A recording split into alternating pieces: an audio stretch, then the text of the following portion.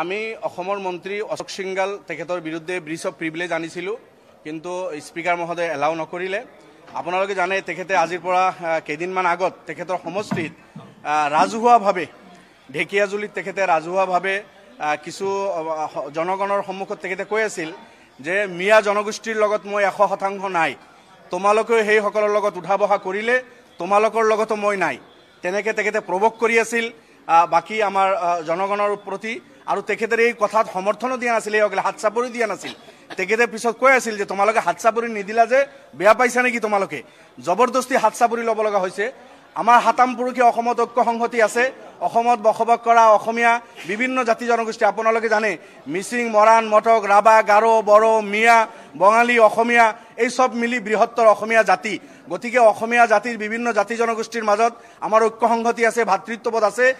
সিদিনা অসমৰ বাহিৰৰ পৰা আহি তেখেতে আজি অসমৰ মন্ত্ৰীৰ গাদীত বহি আমাৰ এই ভাতৃত্ব আৰু ঐক্য সংহতি বিনষ্ট কৰিব বিচাৰিছে।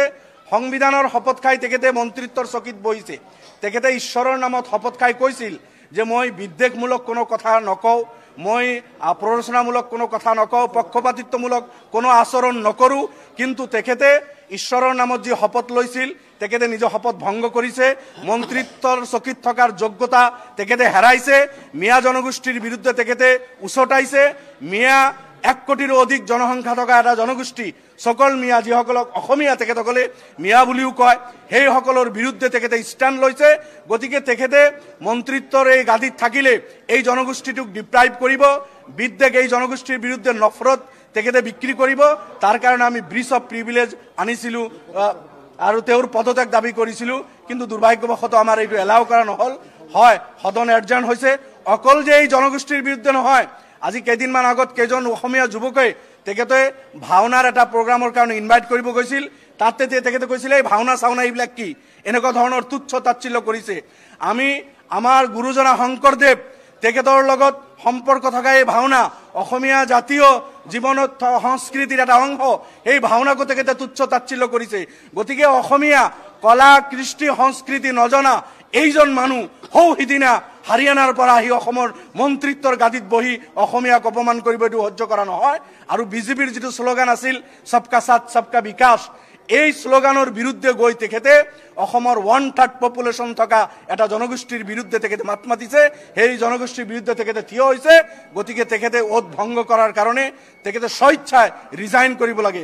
ন্যূনতম লাজ থাকিলেও তেখেতে ৰিজাইন কৰিলেহেঁতেন আজি আমাৰ এই ব্ৰিজ অফ প্ৰিভিলেজ অনাৰ পিছত। আমি অপেক্ষা কৰিম।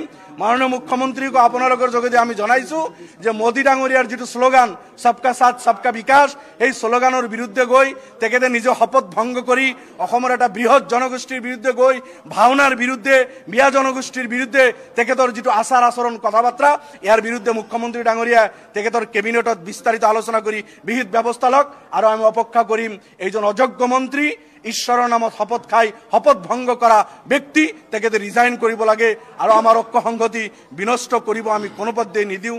অসমীয়া আমি মিলিজুলি অসমখন আগুৱাই লৈ যাম। তাৰ কাৰণে আমি ব্ৰিজ অফ প্ৰিভিলেজ আনিছিলোঁ, কিন্তু দুৰ্ভাগ্যবশতঃ আমাক আজি এক্সপেল কৰিছে ডেপুটি স্পীকাৰে, আৰু আমি আপোনালোকৰ যোগেদি এই প্ৰতিবাদ জনাইছোঁ।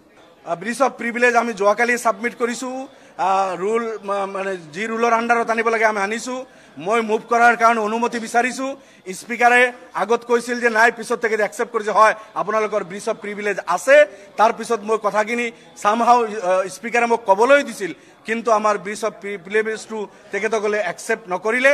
তাৰ কাৰণে আমি প্ৰতিবাদ কৰিছোঁ।